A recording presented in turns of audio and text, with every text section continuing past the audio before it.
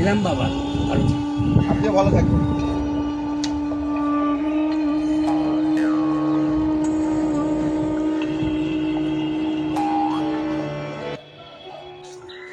ও বলটু ভাই, বলো। কি হয়েছে গো? আচ্ছা বলটু ভাই, ওই কাকার সাথে তোমার কি কথা হচ্ছিল? আরে আমি পানপাড়া থেকে আসছিলাম, হঠাৎ ওই ভদ্রলোকের সঙ্গে দেখা হলো। উনি আমাকে ডাকলেন, ডেকে বললেন যে এই যে বাবা, শুনছো? হ্যাঁ বলুন। আমি 3 দিন ধরে কিছু খাইনি, খুব খিদে। আজকে দুপুরে যদি তোমার বাড়িতে ভাতটা খাও তাহলে আমি খুব খুশি হব। ও আচ্ছা, তো চলুন আমি আপনাকে হোটেলে গিয়ে ভাত খাইয়ে দিচ্ছি। আমি হোটেলে রান্না খাই না, আমার সহ্য হয় না। কি সব বাজে তেল মশলা দিয়ে রান্না করে। ঠিক আছে, চলুন আমার সঙ্গে, দুটো ভাত তো খাবেন। আর তোমাদের বাড়িতে কি রান্না হয়েছে?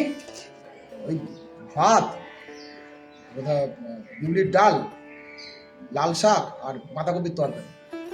এই যা, মাছ হয়নি? আমি তো মাছ ছাড়া খেতে পারি না।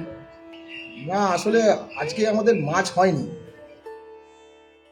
গতকাল রাতে আমাদের খাসির মাংস হয়েছিল, ফ্রিজে রাখা আছে, ওখান থেকে বার করে আপনাকে গরম করে দেব।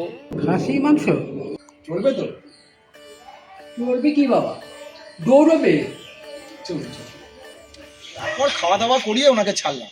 এ বাবা, সবাইকে এইভাবে বলছে 3 দিন ধরে খাইনি। আর সকালেই তো আমার বাড়ির চারপাশে ঘুরঘুর করছিল। আচ্ছা, তারপর সামনে যেতে বললো 3 দিন ধরে কিছু খাইনি। তা আমি বললাম চলুন হোটেলে নিয়ে যাচ্ছি।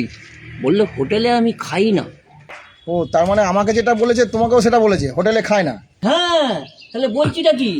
তারপর বাড়িতে নিয়ে গিয়ে ভালো ঘিয়ের মজমজে পরোটা আর ছোলার ডাল খাওয়ালাম। সে কি গো? ও বেটা সেয়ানা বুড়ো, সবাইকে বলে বলে এইভাবে খাচ্ছে। থাক, ওভাবে বলো না, বয়স্ক মানুষ খেয়েছে তো কি হয়েছে, খাক। না হয় একটু মানব সেবাই করলে। ভাবো না, ওনার হয়তো ছেলে মেয়েরা আছে, তারা ওনাকে দেখে না, কিংবা ওনার সেই সামর্থ্য নেই যে একটা বৃদ্ধাশ্রমে গিয়ে থাকবে। সেটাও ঠিক কথা বলটু ভাই। এলাম গো দাদা। হ্যাঁ এসো।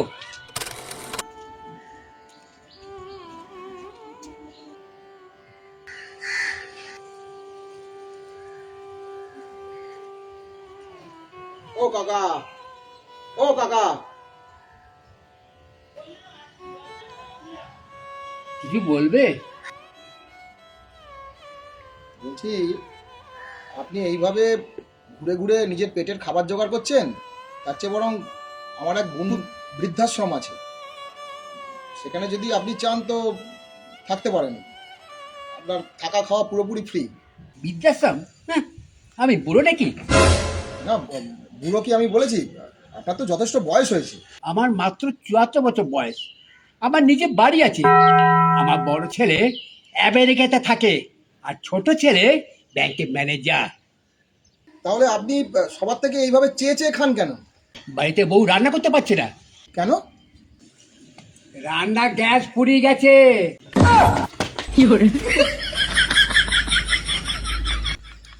দশ দিন হলো গ্যাসের নাম লিখেছি, এখনো গ্যাস আসেনি। কি আর করবো, গ্যাসটা আসতে দাও, তোমাকে একদিন নেমন্তন্ন করে খাওয়াবো। ওরা কেন? হ্যালো, মনরে একবার ঠুকে দেখ দেখি, কৃষ্ণ প্রেমের রসের চকমকি।